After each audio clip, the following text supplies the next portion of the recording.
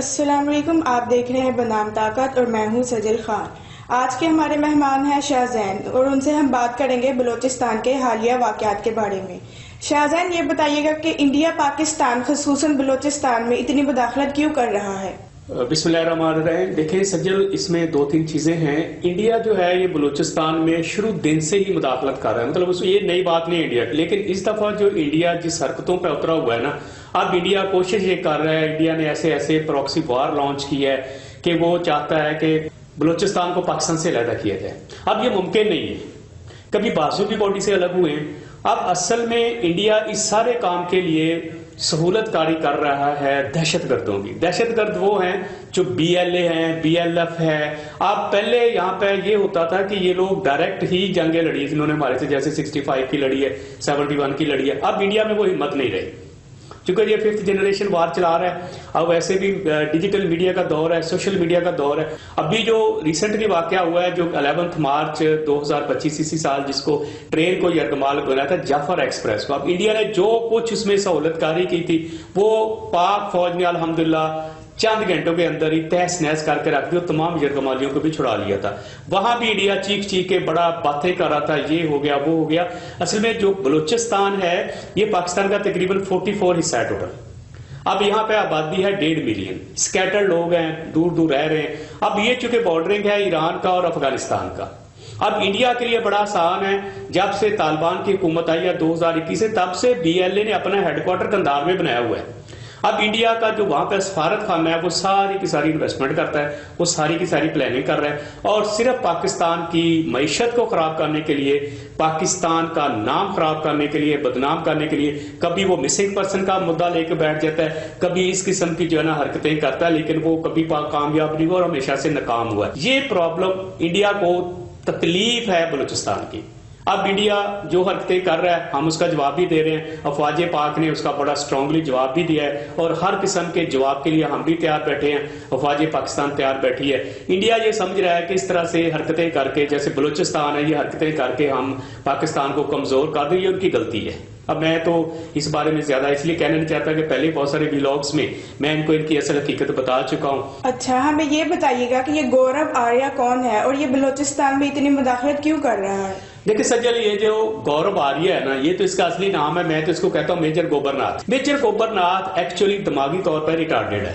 یہ بندہ فوج میں تھا جس کو 99 میں فوج سے ریٹائر کر دیا گیا تھا جب اس کا ایکسیڈنٹ ہوا تھا۔ اب ایکسیڈنٹ کے بعد یہ بندہ اپنا دماغی توازن کھو بیٹھا ہے، اور آپ کو پتا ہے کہ یہ دنیا میں ایسے ہی چلتا ہے، انہوں نے کوئی نہ کوئی لیب الگ بندے رکھے ہوتے ہیں، پلانٹڈ بندے ہوتے ہیں۔ اب یہ بندہ پوری دنیا چھوڑ کر صرف پاکستان، بلوچستان اور بلوچ بی ایل اے کو جس طرح سے یہ کر رہا ہے پروموٹ، جس طرح سے انڈیا جو ہے تھرو افغانستان سہولت کاری کر کے بلوچستان کو ڈسٹیبلائز کرنے کے لیے اس نے اس جیسے لوگ رکھے ہوئے ہیں۔ اب گوبر ناتھ جو ہے یہ بالکل ایک غلط قسم کا ایک کریکٹر ہے، یوں سمجھ لیں کہ یہ ان کا ماما قدیر ہے اس دفعہ۔ اور یہ بندہ جو حرکتیں کر رہا ہے نا، اس کو یہ ہی نہیں پتا کہ انڈیا کے پلے رہ کیا گیا۔ اب انڈیا میں خالصتان تحریک جو ہے نا وہ بالکل پیک پہ پہنچی ہوئی ہے۔ خالصتان تحریک کے علاوہ ان کو یہ نہیں پتا منی پور میں کون ہے، منی پور میں جو راج کمار ہے وہ کون ہے، ذرا اس سے ہی بات کر لیں، وہ کون ہے، اس کے بارے میں ذرا بات کر لیں۔ پھر جیون سنگھ جو آسام والا ہے وہ کون ہے، وہاں پہ تو ان کو سنبھالا نہیں جا رہا ہے۔ پھر اس کے علاوہ پریش بروہا ہے آسام میں، وہ کون ہے، ان کو اس چیز کا بھی نہیں پتا۔ پھر ناگالینڈ میں کیا ہو رہا ہے، جس کا گریٹر ناگالینڈ، جس میں کرس کولن کو امریکہ جو ہے وہ آنرری پریزیڈنٹ بھی بنا چکا ہے، اس کا کیا مطلب ہے۔ اسی طرح امرت پال کون ہے۔ اب یہ ان سب کو چھوڑ کے ہمارے پیچھے پڑا ہوا ہے، بلوچستان کے پیچھے پڑا ہوا ہے، اور پنجابیوں سے کہتا ہے مجھے سخت نفرت ہے، فلان سے سخت نفرت، پاکستان سے۔ بھئی تمہاری نفرت بھاڑ میں جائے، ہم تو تمہیں جانتے ہیں تم ہو کون، لیکن چونکہ یہ ولگر بکواس کرتے ہیں اس لیے ہمیں ان کے جواب دینے پڑتے ہیں۔ اب جو میں نے ابھی نام لیے جیسے راج کمار ہے، جیون سنگھ ہے، پریش بروہا ہے، ناگالینڈ ہے، امرت پال سنگھ ہے، اب یہ جو چیزیں ہیں یہ انڈیا میں اس وقت جو ہے نا علیحدہ ریاستیں بننے کے قریب ہے، اور یہ جہاں پہ جو جتنے میں نے نام گنوائے نا، یہ کی تنظیمیں علیحدہ پسند تنظیمیں چلا رہا ہے۔ آج انڈیا جو ایک بیانیہ لے کے چل رہا ہے مسنگ پرسن کا یا حقوق انسانیت کا لے کے، تم ان کو حقوق تو دے نہیں رہے۔ اب ہم ان کو سپورٹ کرتے ہیں، ہم ان کو بتائیں گے کہ دلت کے ساتھ یہ کیا کر رہا ہے۔ دیکھیں کشمیر ہمیشہ سے ہمارا رہا ہے اور ہمارا ہی رہے گا۔ اس میں کوئی دو رائے ہے ہی نہیں. کشمیر آلویز پاکستان تھا اور پاکستان ہی رہے گا. اب کشمیر میں، جموں کشمیر میں جو اس نے انڈیا نے حرکتیں کی ہیں، تب انسان یہ کوکے کے بندے کہاں بیٹھے تھے، کب یہ مجر گوبر کہاں بیٹھا ہوا تھا. مطلب یہ سارے وہ کردار ہیں جو صرف پیدا کیے گئے ہیں اونلی ٹو بارک.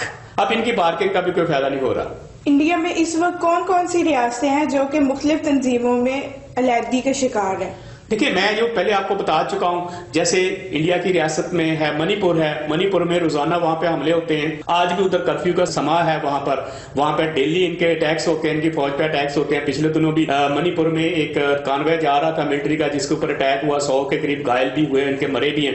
تو وہ تو مرتے ہی ہیں، اور انڈیا کی فوج کی کیا اوقات ہے لڑنے کی، وہ صرف مرنے جاتے ہیں. اب اسی طرح جیون سنگھ ہے جو آسام میں ایکٹیو ہے، اسی طرح سے پریش بروہا ہے جو آسام میں ہی ایکٹیو ہے، پھر ناگالینڈ میں ہے. اس کے علاوہ پھر امرت سنگھ پال ہے جو کہ خالصتان تحریک کو چلا رہا ہے. اب یہ ساری جو تحریکیں جو انڈیا میں چل رہی ہیں، یہ وہ کریکٹرز ہیں جو ان کو چلا رہے ہیں. اب یہ ان کریکٹرز کو بدنام کرنے کے لیے ڈیفرنٹ ہتھ کنڈے اٹھا رہے ہیں. اب ان کی سمجھ شاید یہ ہے کہ ہم لوگ پاکستان بلوچستان کو اس طرح سے ڈیسٹیبلائز کرنے کے لیے وہاں انارکی پھیلائیں گے تو ہم کس حد تک کامیاب ہو جائیں گے. بھئی تمہاری تو یہ سوچ ساری زندگی پوری نہیں ہونی، ریسٹ آف لائف بھی تمہاری یہ سوچ پوری نہیں ہونی. پاکستان ایک سٹرونگ ملک ہے، ایک مملکت خدا داد ہے جو اسلام کے نام پر بنا تھا اور لا الہ کے نام پر بنا ہے. پاکستان کے بارے میں تو جو بھی کوئی اس طرح کی بغیرتی کرتا ہے، وulgarity کرتا ہے، وہ ہمیشہ سے منہ کی کھاتا ہے. اب جو سانحہ جعفر ایکسپریس ہوا، اس میں یہ جو انڈیا تھا، جو اس کے راہ کے ایجنٹس تھے، جو اس کے لے پالک باندر تھے، ڈگڈگی پر چلنے والے جیسے میجر گوبر ناتھ وغیرہ، اب وہ بھی پوری دنیا کے سامنے ایکسپوز ہو گئے. اب تو یہ ایسے ہیں جیسے ایک نا کچلے ہوئے سانپ ہیں. اب ان کے پلے ککھ نہیں ہیں سوائے یہ ٹکرے مارتے ہیں، آنکھیں ان کی نکل چکی ہیں، ٹکرے مارتے ہیں کبھی ادھر کبھی ادھر، اور ان کی ٹکریں جو ہے نا انہی کے آپس میں جا کے لگتی ہیں. تو یہ ساری چیزیں اگر دیکھی جائیں تو ابھی الحمدللہ پاکستان سٹیبل ہے، پاکستان میں کوئی ایسا مسئلہ ہی نہیں ہے. لیکن ہاں، کچھ پاکستانی ایسے لوگ ہیں جو ملک سے باہر چلے گئے ہیں، بھاگ کے گئے ہیں یا ادھر بیٹھے ہیں. اب وہ انڈیا کے کہنے پر جو پاکستان کے خلاف ڈیلی پروپیگنڈے کرتے ہیں نا، وہ صرف ایک پروپیگنڈے کی حد تک ہے. وہ بھی پروپیگنڈے اس لیے کر رہے ہیں کہ بیکاز دے آر لیپال ہے. اب وہ وہاں سے پیسے لیتے ہیں. اب پیسے لے کر جو اپنی ماں کے اوپر بھونکتا ہے نا، میں تو اس کو انسان بھی نہیں سمجھتا. وہ تو غدار ہے، ان کو تو باقاعدہ غداری کے مقدمے ہونے چاہیے. خالصتان کا مسئلہ کیا ہے، ہمیں ذرا اس کے بارے میں بتائیے گا. دیکھیں سجل، جو خالصتان ہے یہ پنجاب، جو انڈیا کا پنجاب ہے، وہاں پہ ایک تحریک ہے جو کہ خالصتان ایک تحریک ہے جو پنجاب کو انڈیا سے الگ کرنا چاہتے ہیں، اور یہ ہوگا اور ہونے کے قریب ہے. ابھی ریسنٹلی جو ان کا ریفرینڈم ہوا ہے کینیڈا میں، 1,27,000 جو سکھ حضرات ہیں انہوں نے ریفرینڈم میں ووٹ کاسٹ کیا ہے. اب انڈیا اصل میں ان کے ساتھ جو ہے نا، وہ جو اصولاً جو ان کے ساتھ جو ان کے حقوق ہے وہ ادا نہیں کر رہا. اب میں یہ آپ کو بتا دوں، انڈیا ہمیں یہ کہہ رہا ہے، ان کے یہ باندر صحافی، یہ میڈیا، ان کا مین سٹریم میڈیا تک کو عقل تک نہیں ہے. پھر گوبر ناتھ جیسے جو بندے ان کو عقل تک نہیں ہے، وہ بلوچستان میں آ کے ہمیں بات کرتے ہیں جی کہ پاکستان بلوچوں کے رائٹس نہیں دے رہا، ان کے حقوق کی پامالی ہو رہی. بھائی کسی کے کوئی حقوق کی پامالی نہیں ہو رہی. یہ جو دہشت گرد ہے وہاں پر BLA، وہ بیسیکلی بلوچ نہیں ہے، نہ یہ بلوچوں کی ثقافت ہے ٹو بی اے دہشت گرد. وہ سارے کے سارے انڈیا کے ٹرینڈ ہیں. یہ افغانستان میں بیٹھے ہیں، افغانستان سے ٹرینڈ ہو کے آ رہے ہیں، وہاں سے ان کو فنانس ہو رہا ہے، 280 ارب روپیہ سالانہ فنانس ہو رہا ہے. اب انڈیا جو ہے وہ خالصتان کے ساتھ جو وہ ان کے ساتھ جو دلت جیسا سلوک کر رہا ہے، جب اس کو ڈیگریڈ کر رہا ہے، ان کے حقوق پورے نہیں کر رہا. پچھلے دنوں جیسے جو انڈیا کے زیادہ تر کسان تھے، ان کے ساتھ جو حرکتیں ہوئی ہیں، جو حالات پیدا کی، انڈیا ان کی حقوق دے. ہمارے حقوق پہلے دیکھے. ہم الحمدللہ مسلمان ملک ہیں، مسلمان سٹیٹ ہے، یہاں پہ نان مسلم کو بھی اتنے ہی رائٹس ہیں جتنے کے مسلم کو ہیں. ہمارے رائٹس ایکول ہیں، کسی کو بھی ڈیگریڈ یہاں پہ کرنے کی اجازت ہی نہیں، نہ کوئی کرتا ہے. یہ صرف انڈیا میں ہے. چونکہ اب انڈیا دلت کے ساتھ کیا کر رہا ہے، اب انڈیا کو یاد نہیں آتی انسانی حقوق کیا وہ انسان نہیں ہے. اب مودی سرکار کو لے لیں، جب سے مودی سرکار آئی ہے، یہ مودی تو ویسے دماغی طور پر کیا، میرا خیال ہے تو یہ تو بالکل ہی ختم بندہ ہے. یہ بندہ ہے ہی سازشی. اب اس نے جو را کا چیف ہے اجیت دوول، جو اس کو ساتھ ملایا، اس کو قومی سلامتی کا مشیر بنایا ہوا ہے، اس کا صرف ایک ہی کام ہے، تم لوگ اپنے دیوے میں دیکھیں تمہارے دیوے میں کتنا تیل جل رہا ہے. تم ادھر آ کے بکواس کرتے ہو، دیکھتے ہو، دور بیٹھ کے بکواس کر رہے ہو، دیکھ رہے ہو. تم لوگ یہ دیکھو تم کیا انڈینز کو حقوق دے رہے. 50 کروڑ سے زیادہ انڈینز کے پاس واش روم نہیں ہے. وہ بھئی آپ 2.5 بلین آبادی والا ملک ہے، اور 50 کروڑ کے پاس ویسے ہی وہاں پہ واش رومز نہیں ہے. اور پاورٹی جو ہے نا 80% ان کے جو ہے نا بلو دین پاورٹی عوام جی رہی ہے. صرف چاند ایک جو وہاں پہ جو ایلیٹ کلاس کے لوگ ہیں انہی کی چلتی ہے. ٹھیک ہے، پھر آپ دوسری سائڈ پہ آ جائیں، جو انڈیا کر رہا ہے، انڈیا نے کون سے حقوق دیے کشمیر میں؟ کیا کیا انڈیا نے کشمیر میں؟ ڈیفرنٹ نام لے کر کوئی نہ کوئی پروگرام لانچ کرتا ہے اور منہ کی کھا کے واپس چلا جاتا ہے. اب 1965 میں بھی یہ ہوا تھا, 1971 میں بھی یہ ہوا تھا. پھر جب 1965 میں ان کا ایگریمنٹ ہوتا ہے تاشکند میں, تو وہاں پہ کیا ہوا تھا, ان کے پرائم منسٹر کو ہارٹ اٹیک ہو گیا تھا وہ ایگریمنٹ پڑھ کے, جو کہ جنگ بندی کا ایگریمنٹ رشیا نے مینیج کیا تھا, ان کے کو ویسے ہی ہو گیا تھا. پھر آپ ان کے یہاں پہ آگے ہمارے پاس آگے پکڑے جاتے ہیں, جب جیسے انہوں نے 27 مارچ 2019 کو اٹیک کیا تھا پاکستان پہ, جس میں ہم پکڑ لیا تھا ہم نے ان کے ابھی نندن کو, ہم نے ان کو پکڑا ہے, جو کہ اس وقت جو ہے وہ اسکواڈرن لیڈر تھا یا وہ ونگ کمانڈر تھا اس وقت, بعد میں اس کو اسکواڈرن. اب ہم نے اس کو پکڑا ہے, ہم نے اس کے طیارے کو کرایا, پکڑ کر ہم نے ان کو واپس کیا as a prisoner of war.